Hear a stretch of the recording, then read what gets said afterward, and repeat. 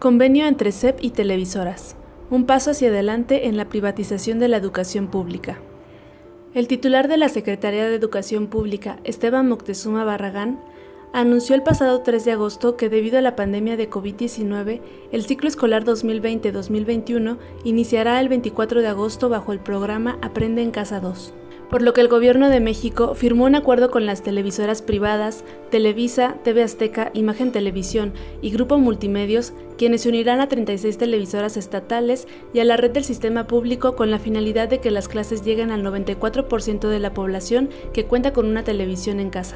Sin embargo, de acuerdo con la Encuesta Nacional de Consumo de Contenidos Audiovisuales 2018, este 94% se refiere al ámbito urbano, frente al 89% en zonas rurales que cuentan con al menos un televisor.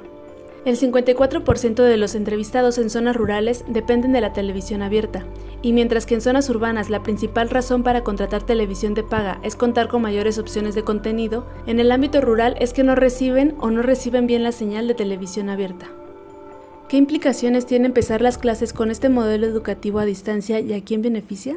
Yo creo que hay que retraernos unos cuantos días al viaje que el presidente López Obrador hizo a la Casa Blanca para entrevistarse con Donald Trump y a la cena donde varios magnates mexicanos participaron junto con grandes empresarios estadounidenses. Y una parte muy relevante de esos magnates eran precisamente los dueños de las grandes televisoras. Los 4 grandes consorcios estuvieron ahí representados. Y ahora resulta que unos días después ellos van a ser los sustitutos de la Secretaría de Educación Pública para impartir la enseñanza. La Secretaría de Educación Pública destinará 450 millones de pesos para el acuerdo con las grandes televisoras, es decir, un costo unitario de 15 pesos por alumno de los 30 millones de estudiantes de educación básica en el país. El que sean ellos los instrumentos para difundir los contenidos educativos, no para enseñar, sino para transmitir esa información, pues les garantiza el regreso de la audiencia. El solo hecho de que tengan esa audiencia les garantiza a estos monopolios la adquisición de publicidad. La primera gran conclusión que tenemos es que estamos ante un gran negocio que implica ni más ni menos un paso hacia adelante en la privatización de la educación pública. De acuerdo con el economista, las acciones de Televisa y TV Azteca se dispararon este martes 11.10 y 7.06% respectivamente, luego de la firma del acuerdo por la educación con el Gobierno de México. Al respecto del 7% restante de la población que no tiene acceso a una televisión, Esteban Moctezuma informó que podrán tomar las clases a través de la radio, libros de texto gratuito, cuadernillos de trabajo y atención especial. No obstante, el acuerdo no garantiza que de hecho suceda en las zonas más marginadas del país. Si en algún lugar la televisión no llega es precisamente en comunidades indígenas aisladas de las grandes orbes. Allí usualmente el único medio de comunicación que llega de manera fluida son las radios comunitarias. Las radios comunitarias están fuera de todo este proceso cuando debieran ser una herramienta central para hacerlo. No están los maestros, no están los pedagogos, no están por supuesto los alumnos, no están los sindicatos, no están los que son los actores principales del proceso educativo. Según información del Instituto Nacional para la Evaluación de la Educación de 2018, de un total de 145.704 escuelas de educación básica, 45% no están conectadas al desagüe y 20% no están integradas a una red de agua potable. Además, 5% continúa sin acceso a servicios de electricidad. Las brechas se intensifican aún más en las comunidades indígenas. De acuerdo con el INEGI, 1.508.272 alumnos que pertenecen a los sistemas de educación rural, indígena y comunitaria no tienen un método de conectividad virtual para continuar su aprendizaje. ¿De qué forma la SEP garantizará el derecho a una educación de calidad e incluyente para todas las infancias y con esto no extender la brecha educativa entre la ciudad y lo rural? Han habido a lo largo de estos meses múltiples respuestas de los maestros, de padres de familia, llenas de imaginación para responder al reto de lo que es educar en la pandemia. En lugar de que la Secretaría de Educación Pública recoge esas experiencias, convoque a ver qué más se ha hecho en todo el país, porque en todo el país se han hecho muchas más cosas, en lugar de hacer esto, simple y sencillamente decide desde la comodidad del escritorio de Vasconcelos, dictar línea de que ahora la educación va a ser impartida por las grandes televisoras. Hoy se alejará aquella crítica que decía que la televisión compite en la tarde con lo que la escuela construye en la mañana. Nace una televisión aliada de la educación. Fueron las palabras de Esteban Moctezuma sobre el Acuerdo por la Educación. Este proyecto es nuevo y único en el mundo, así lo señaló Emilio Azcárraga, presidente del Consejo de Administración de Televisa. La teleeducación no es nueva en México, pero enfrenta aún graves carencias.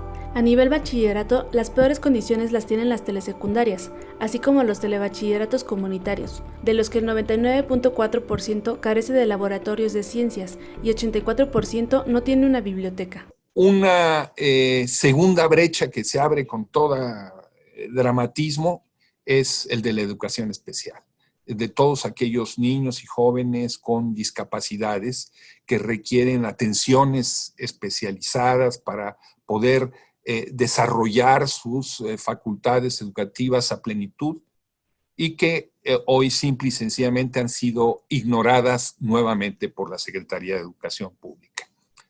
No son clases de entretenimiento, tendrán validez oficial, expresó así el titular de la SEP.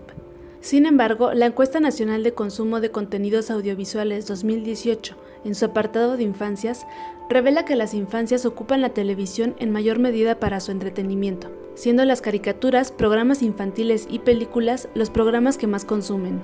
¿Cuáles serán las consecuencias sociales y pedagógicas de esta modalidad?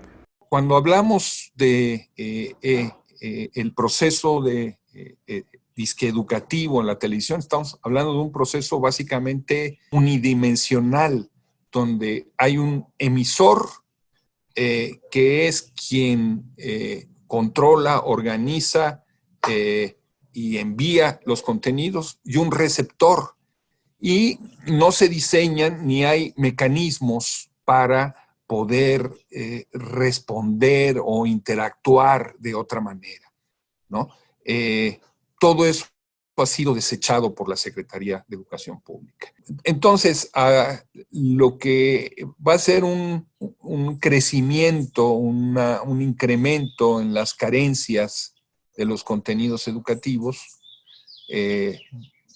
habrá que aumentarle lo que son estas brechas ciudad-campo y brechas de clase. El primer paso tendría que haber sido la sistematización de la experiencia que se ha venido construyendo, partiendo de que es una experiencia local, regional, específica, para ver qué elementos de esa experiencia puede replicarse, puede difundirse y qué partes necesitarían mejorarse, ¿no? Yo creo que este es el punto de partida para hacerlo.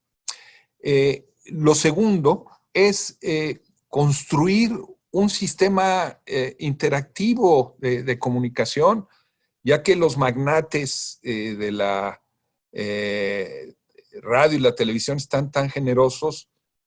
¿Por qué no se le solicita, demanda, pide, exige al señor Carlos Slim, ¿no?, fichas, tiempos libres, aires para maestros y para niños, para que entonces puedan establecer maestros y alumnos y padres de familia una comunicación directa, ¿no?, para ver qué problemas están enfrentando.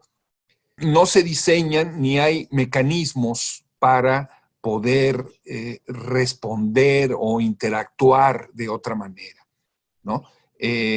Todo eso ha sido desechado por la Secretaría de Educación Pública. Los retos que enfrenta el sistema educativo en México no son nuevos. Sin embargo, la actuación de la SEP para hacer frente a la emergencia sanitaria deja muchas preguntas sin resolver.